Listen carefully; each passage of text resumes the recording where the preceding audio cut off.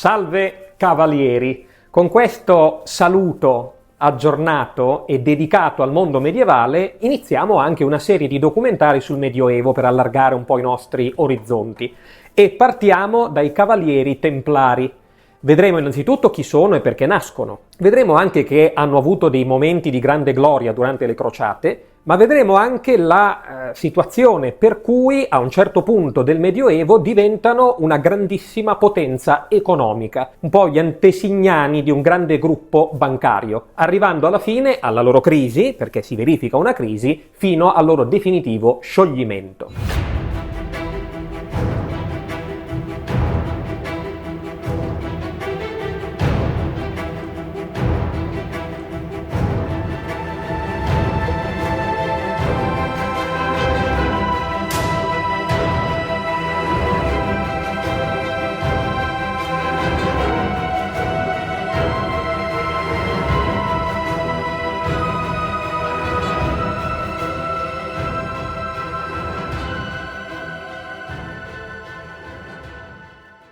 Allora, innanzitutto dobbiamo capire l'origine dei Templari, che sono uno dei più grandi simboli del Medioevo, il Cavaliere Templare. Tutto nasce a seguito della Prima Crociata. La Prima Crociata, e qua vi metto il link al documentario dove ve la spiego nel dettaglio, procura come risultato la nascita in Terra Santa dei cosiddetti Stati Crociati, e li vediamo in questa cartina.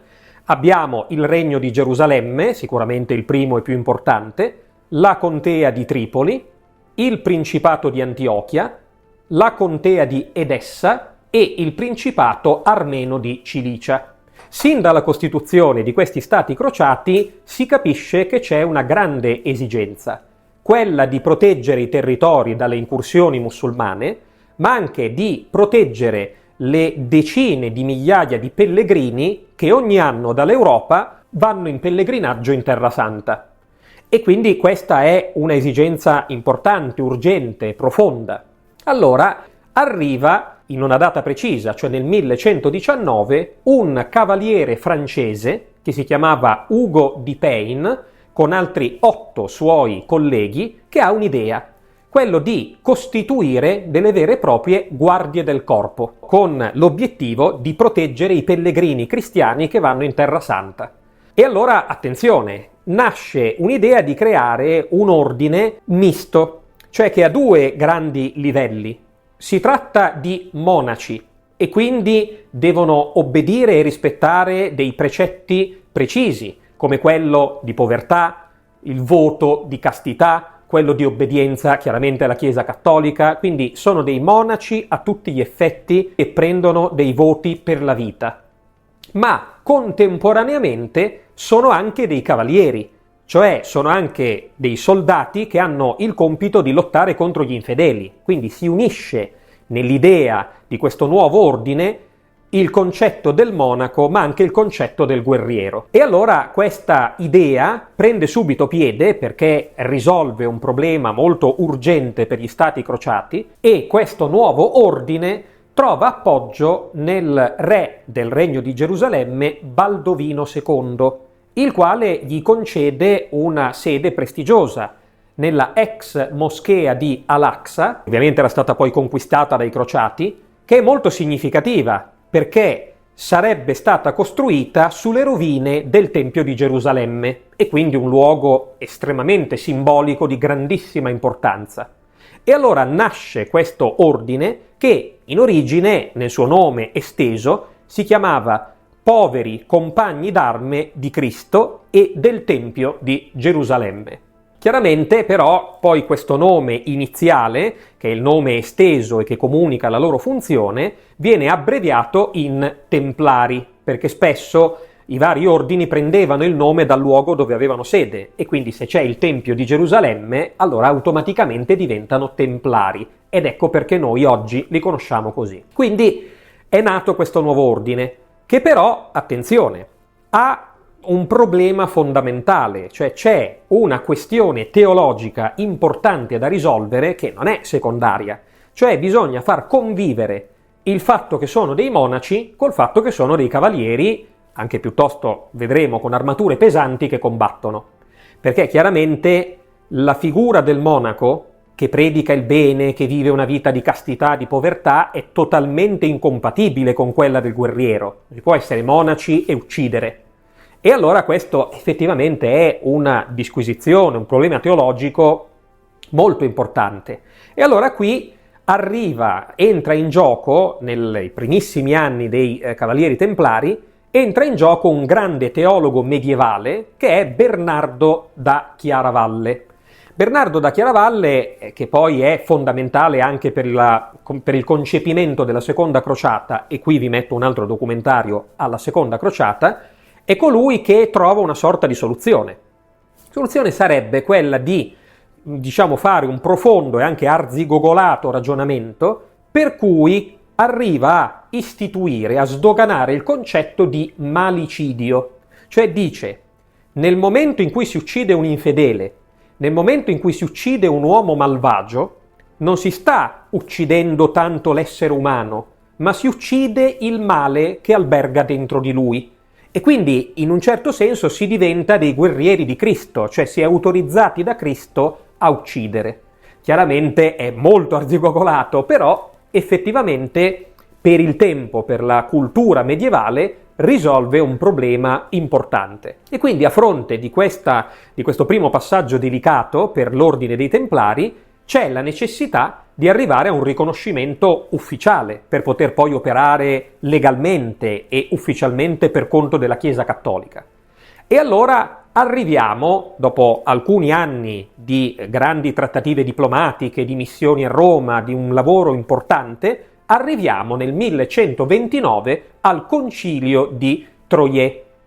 Il Concilio di Troyes è un concilio molto importante, perché durante questo concilio avviene finalmente il riconoscimento ufficiale dell'ordine dei Templari, cioè sono un ordine riconosciuto dalla Chiesa di Roma e addirittura gli viene dato una regola che è basata sulla regola di San Benedetto e che quindi chiaramente organizzerà la vita dei Cavalieri Templari. Dopo questo concilio, immediatamente l'anno dopo e nei primi anni successivi al grande riconoscimento, ci sono poi degli ulteriori passi in avanti nella costituzione dell'ordine, perché ci sono una serie di bolle papali, che qui vi riassumiamo, che però rafforzano ulteriormente l'ordine, perché da un lato gli tolgono alcune tasse e gabelle che avrebbero dovuto pagare, quindi ci sono una serie di esenzioni fiscali importanti che permettono anche economicamente all'ordine di prosperare. E poi arrivano anche, sempre nelle stesse bolle papali, tutta una serie di privilegi che danno una grande autonomia ai Cavalieri Templari, una grande autonomia rispetto al clero regolare. Si crea, si può dire, anche una sorta di ordine alternativo al clero regolare che ha le briglie sciolte, quindi si può muovere e può agire e può officiare i sacramenti con grande libertà, e questo effettivamente, tra l'altro, crea una sorta di invidia che poi vedremo sarà la base del loro declino.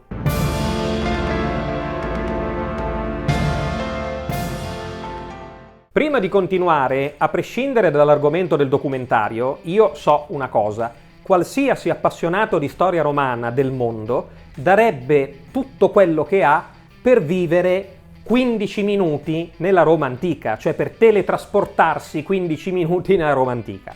Scritta Manente non ha ancora questa forza, però attenzione, si può fare lo stesso un viaggio nel tempo. Nel XV secolo un incisore notissimo, Hartmann Schedel, si mise in una posizione sopraelevata, osservò la città di Roma e creò questa, cioè una riproduzione fedele e bellissima di Roma vista dall'alto nel XV secolo. Ed è come vedere la Roma nel XV secolo, cioè come essere lì in quel tempo. Questo per esempio è il Colosseo.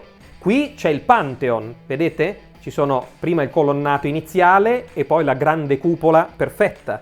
Questa è la colonna di Marco Aurelio. Andando più a destra, vedete, questo è Castel Sant'Angelo, cioè quello che è il mausoleo di Adriano. Questo è il muro che lo collegava al Vaticano, quello che oggi chiamiamo Passetto di Borgo, e questa qua è la Basilica Vaticana. Voi direte, ma non c'entra niente, perché la forma della Basilica Vaticana è così.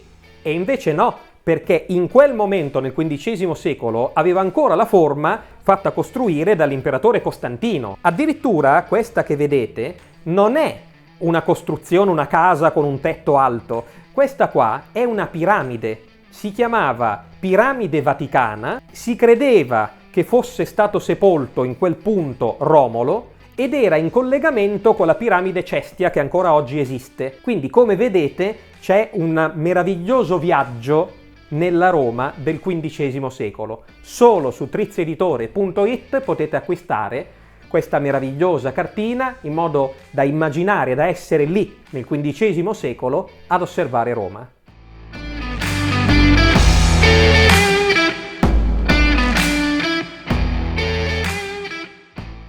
Sono nati quindi i Cavalieri Templari, però dobbiamo approfondire un po' l'organizzazione che avevano e soprattutto la gerarchia di questi cavalieri, che abbiamo visto sono delle guardie del corpo dei pellegrini negli stati crociati e in generale sono deputati alla difesa della Terra Santa. Allora partiamo, diciamo, con una vera e propria classifica gerarchica per capire come erano strutturati, dal gradino più basso al gradino più alto. Il gradino più basso in assoluto è rappresentato dai cosiddetti fratelli servitori. I fratelli servitori sono quelli che puliscono le cucine, puliscono le stalle, fanno i braccianti, gli agricoltori, cioè sono il gradino più basso, fanno i lavori pesanti, i lavori più umili, e però sono alla base del funzionamento, come vedremo, delle commende, cioè dei luoghi dove vivevano i cavalieri templari. Sopra i fratelli servitori arrivano i cosiddetti armigeri, che sono praticamente degli scudieri, cioè erano degli assistenti dei cavalieri templari e dovevano proteggere e tenere sempre in manutenzione la loro armatura, il loro cavallo, e quindi sono dei veri e propri assistenti del cavaliere. Il prossimo gradino viene occupato dai fratelli di mestiere. Si tratta sempre di umili lavoratori, però hanno già una specializzazione perché sono artigiani, quindi c'è il fabbro, il bottaio, il sarto, quello esperto nel realizzare le armature, e quindi c'è già una determinata capacità artigianale molto apprezzata in questo ordine. Se andiamo più su e vediamo i gradi intermedi di questa scala gerarchica, troviamo invece i fratelli combattenti. Questi praticamente sono unità di cavalleria leggera, quindi poi sul campo di battaglia hanno il compito di fare l'avanguardia, di andare in avanscoperta o di portare dei messaggi, e quindi sono anche loro fondamentali come unità complementari. Saliamo di un altro gradino e arriviamo ai cappellani. I cappellani invece, data la doppia natura dei templari, cioè monaci e combattenti e guerrieri, si occupano della parte spirituale. Cioè sono coloro che danno i sacramenti, si assicurano che la vita spirituale di ogni templare sia sempre controllata e curata. E questi sono i due gradi intermedi dell'ordine dei templari. Arriviamo ai gradi superiori e qui abbiamo il cavaliere. È un cavaliere con tutto un equipaggiamento di cavalleria pesante ed è chiaramente il simbolo dell'ordine dei Templari, anche quello che ha ovviamente il maggior numero, perché è il combattente principale sul campo di battaglia e può ovviamente avere diverse funzioni, cioè può proteggere, scortare, attaccare, e quindi è quello che tutti nell'immaginario collettivo conosciamo. Sopra ai cavalieri arrivano i cosiddetti commendatori o commendatari. I commendatari chi sono? Siccome la commenda è il luogo dove vive il cavaliere templare o un gruppo di cavalieri templari, il commendatore è quello che è responsabile della commenda ed è anche il responsabile di quelle piccole unità territoriali in cui si organizzano i cavalieri templari. Quindi ha delle funzioni amministrative di una certa importanza. Al grado ancora successivo arrivano i visitatori. I visitatori in realtà chi sono? Sono degli ispettori che vengono poi mandati, come vedremo, dal Gran Maestro, quindi dalle alte gerarchie dei Cavalieri Templari. Sono gli ispettori che, su comando del Gran Maestro, possono eseguire delle ispezioni per vedere se, sotto l'aspetto spirituale, organizzativo e militare, tutto risponde alla regola che i Templari devono costantemente seguire. E con i visitatori si chiudono i cosiddetti gradi superiori. Allora, andando ancora sopra e a terminare ci sono i vertici dell'ordine dei Templari. La prima figura è quella del maresciallo.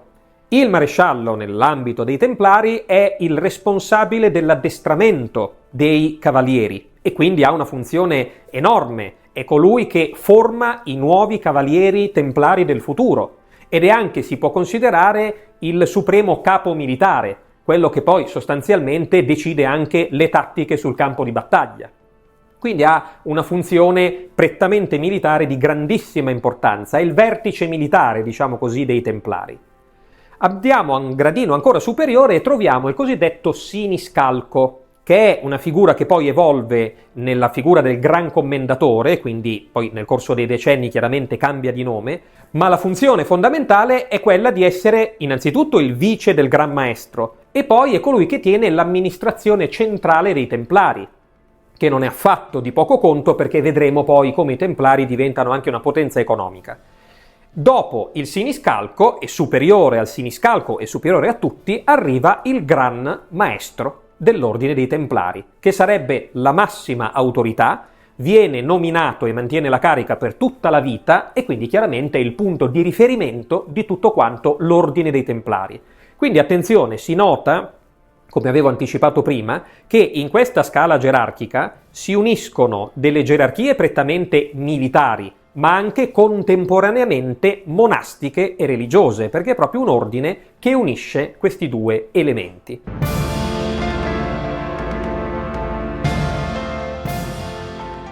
L'ordine dei Cavalieri Templari chiaramente ha una vita secolare, quindi è enorme, ma anche molto difficile riunire tutto in un unico discorso, però se vogliamo vedere l'espansione dell'Ordine dei Templari possiamo riassumerla in alcuni successi militari. Innanzitutto i Templari si sviluppano molto velocemente, acquisiscono territori, hanno un controllo molto capillare negli stati crociati. Possono anche essere paragonati alle odierne forze di polizia per la loro presenza territoriale, per la capillarità, per il fatto che sono presenti nei vari villaggi, anche nelle città più piccole, quindi c'è proprio una ramificazione sul territorio profonda.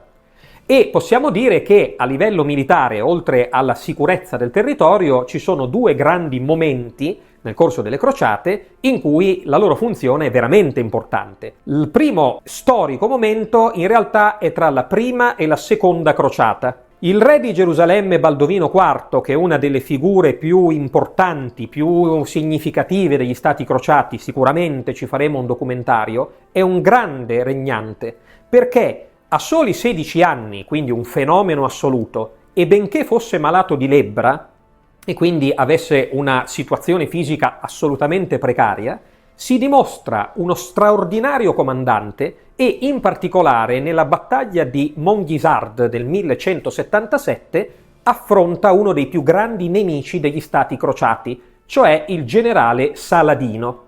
Era un generale curdo che è stato veramente un incubo per gli stati crociati e, attenzione, in questa battaglia di Mongisard che è passata alla storia, re Baldovino IV, con solo 2000 crociati, fra cui ovviamente anche i Templari, attacca all'improvviso l'esercito di Saladino, che aveva poco più di 30.000 soldati, quindi si tratta di un'azione straordinaria, di enorme coraggio, che prende totalmente alla sprovvista Saladino, genera anche in Saladino un enorme rispetto per re Baldovino, che ha compiuto un'impresa straordinaria, e quindi nell'ambito poi degli scontri successivi salverà il regno di Gerusalemme e gli garantirà una determinata protezione. In questa battaglia, la più grande battaglia di re Baldovino IV e uno dei più grandi risultati dei crociati in Terra Santa, i Templari erano agli ordini del re Baldovino IV e hanno avuto una funzione fondamentale soprattutto per proteggere lui e nella gestione del territorio. Se vogliamo invece trovare un altro punto, un altro momento della storia molto importante per i Templari, sicuramente la terza crociata, cioè la battaglia di Arsuf che avviene nel 1191. Anche qui abbiamo da un lato un grande regnante, il re d'Inghilterra Riccardo Cuor di Leone, che nel momento in cui si sta recando con il suo esercito in Terra Santa, di nuovo viene attaccato da Saladino, che inizialmente fa una serie di piccoli attacchi, piccole manovre di guerriglia contro la colonna del re inglese, ma poi sferra un attacco importante di grosse dimensioni contro la compagine cristiana. E qui noi sappiamo dalle fonti antiche, che ci raccontano in maniera piuttosto precisa, i cavalieri templari si trovavano nella parte anteriore della colonna di marcia, sul lato sinistro, e difendono in maniera straordinariamente efficace dall'attacco di Saladino il re inglese, e quindi sono poi fondamentali nella loro difesa del fianco sinistro per la vittoria che otterrà Riccardo Cuor di Leone nella battaglia di Arsuf. Quindi, come vedete, i Templari sono ormai parte integrante degli eserciti crociati, partecipano in ogni situazione possibile, anche con dei ruoli di estrema fiducia, cioè erano anche delle truppe, e questo non è da sottovalutare, delle truppe sulle quali si poteva contare, che non avrebbero tradito, che non sarebbero scappate o che non avrebbero litigato tra di loro, cosa che per chi conosce le crociate non è assolutamente un fattore secondario.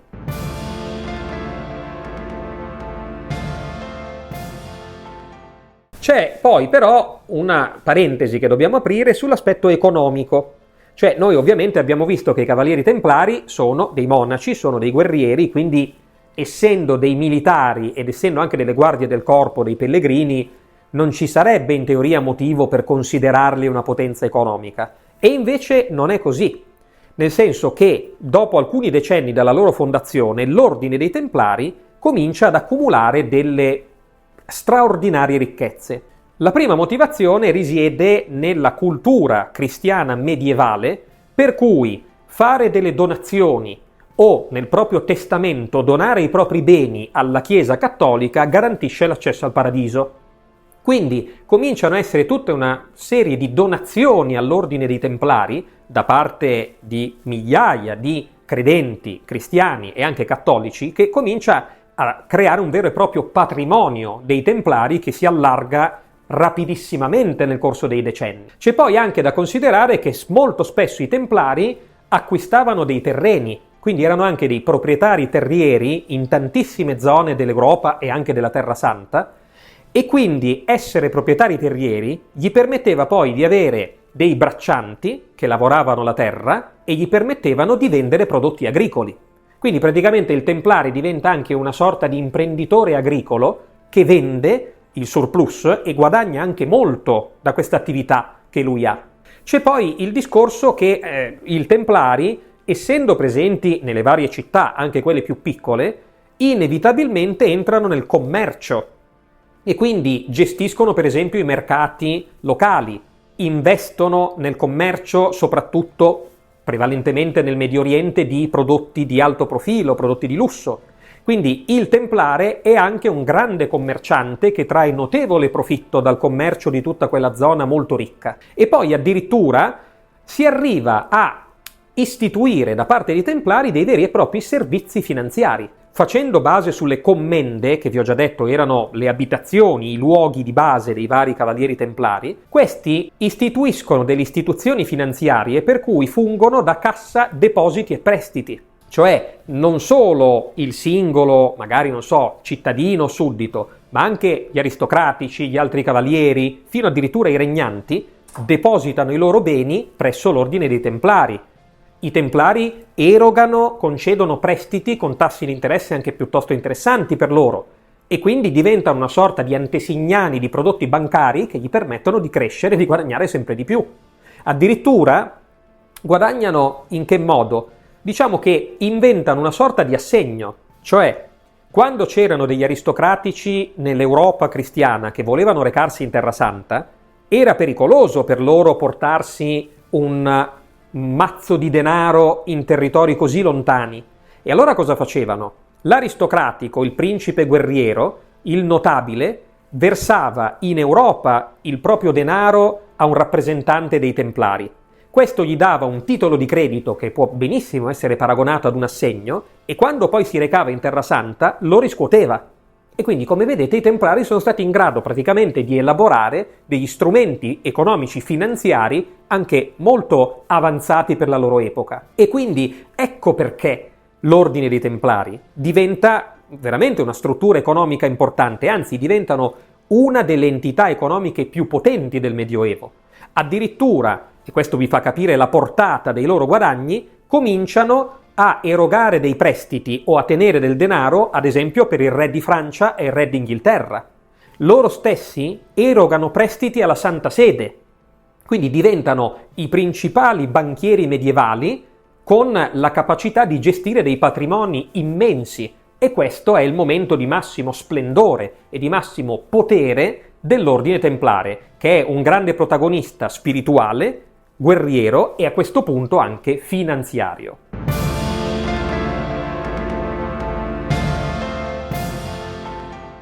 Nonostante questa grande gloria e questi enormi risultati, però, come finisce la storia dei Templari? Cioè, perché c'è il declino di una struttura così potente, organizzata e ramificata? Il discorso, diciamo, è legato proprio alla storia, cioè nel corso delle crociate, mano a mano, gli stati crociati cadono uno dopo l'altro nelle mani dei musulmani. Quindi, con la perdita degli stati crociati, con la perdita di questi regni cristiani, e quindi con l'assottigliarsi dei territori sotto il controllo dei crociati, è chiaro che anche l'ordine dei Templari si trova in difficoltà grave, perché viene meno quella funzione militare di protezione degli stati e di protezione dei pellegrini che è stato il motivo della loro nascita, no? Come vi ho spiegato prima. Quindi a questo punto l'ordine dei Templari comincia a essere in difficoltà e ci sono dei problemi importanti. Allora, innanzitutto c'è questa enorme, gigantesca ricchezza che fa invidia ai potenti della terra, cioè per esempio il re di Francia, il re d'Inghilterra, anche forse la Santa Sede comincia comunque a vedere con un po' di diffidenza, cioè non si fidano totalmente di questo enorme, potentissimo ordine. C'è poi da dire che nel corso dei decenni anche la loro reputazione comincia ad avere un tracollo, perché se prima vengono considerati grandi cavalieri a protezione della Terra Santa, si diffondono le voci anche presso il popolo che sia una massa di corrotti, che utilizzano, diciamo, le circostanze solamente per arricchirsi. Quindi cominciano a nascere dei pesanti sospetti sull'ordine dei Templari. Cominciano a esserci delle inimicizie, una profonda invidia. Anche il clero ordinario, come vi avevo anticipato all'inizio, non vede proprio i Templari di buon occhio perché non riesce a controllarli, perché hanno delle autonomie straordinarie. E allora, nel corso del tempo, la situazione degenera, ma c'è un regnante, un re, il re di Francia, che sarà sostanzialmente, possiamo definirlo un po' il killer dei Templari, che è Filippo il Bello. Il re Filippo IV il Bello, re di Francia, aveva un grave problema. Le casse dello Stato erano vuote, si era pesantemente indebitato con i Templari e quindi non sapeva più come gestire la situazione. E allora, un po' per l'invidia, un po' per la paura del loro potere e per questioni prettamente economiche, pensa di attaccare, di disarticolare l'ordine dei Templari per appropriarsi dei loro beni. Quindi, come vedete, ci sono diverse motivazioni. E allora c'è una data molto precisa, il 13 ottobre del 1307, c'è una sorta di blitz con cui i ufficiali più alti e i luogotenenti del re di Francia improvvisamente arrestano in diverse città e in diversi territori i principali esponenti dell'ordine dei Templari. Tra l'altro bisogna anche segnalare che la nostra abitudine, no? Il luogo comune per cui venerdì 13 porta sfortuna, nasce esattamente da questo, cioè da questo venerdì 13 ottobre 1307 che fu drammatico per l'ordine dei Templari, e quindi da questo momento storico preciso poi si è consolidata l'idea che il venerdì 13 è un giorno nero. Sappiamo dalle cronache antiche che i Templari non opposero resistenza, almeno in Francia, ma ci fu questo blitz che sconvolse l'Europa e cominciò, da parte, per la precisa e chiara volontà di Filippo il Bello, cominciò un processo dove ci furono delle accuse gravissime. Vennero accusati di essere degli eretici, di praticare la superstizione, di praticare qualche cosa di segreto che sfuggiva e violava gravemente le regole cattoliche. Ci furono grandi accuse di immoralità. E quindi è chiaro che con queste accuse gravissime l'ordine dei Templari venne scosso nel profondo. C'è anche una cosa interessante. Lo storico Franco Cardini osserva: se andiamo a vedere i manoscritti con i resoconti di questi processi, che sono sopravvissuti fino ad oggi, vediamo che le deposizioni degli indagati si assomigliano molto e quindi si capisce che si trattava di processi organizzati. Tra l'altro, gli uomini di Filippo il Bello non esitano minimamente ad utilizzare la tortura per estorcere delle confessioni. A volte le estorcono quindi con la violenza, ma a volte i Templari erano oggettivamente colpevoli di diverse malversazioni, di aver violato l'ordine, quindi sicuramente c'erano delle colpe importanti. Queste torture andarono a confermare tutte le accuse e in questo modo l'ordine, almeno in Francia, venne praticamente disarticolato. Non fu uguale in tutti i paesi europei. Per esempio in Spagna i Templari furono protetti molto di più, in Italia anche, però ormai il colpo era stato dato. E allora negli anni successivi Filippo il Bello comincia a fare delle pressioni enormi, delle pressioni veramente importanti sull'allora pontefice Papa Clemente V. Clemente V è quindi sostanzialmente costretto, anche per ragioni di politica, ad aprire a sua volta un lunghissimo processo nei confronti di tutto l'ordine dei Templari.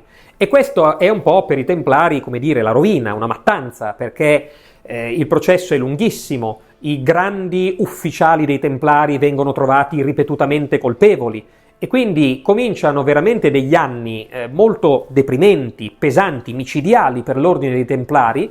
Effettivamente c'è da dire che una grandissima parte delle accuse trova anche riscontro e quindi si arriva a un epilogo piuttosto tragico per quest'ordine, che è nel 1312. Con la bolla papale Vox in excelso viene deciso lo scioglimento dell'ordine dei Templari. E quindi chiaramente a seguito di questo scioglimento c'è anche tutta una confisca, chiaramente, dei loro beni e una redistribuzione di questi beni che in una parte considerevole andranno proprio al re di Francia, che quindi può essere un po' considerato l'artefice della fine del grandissimo e glorioso per i cattolici ordine dei Templari.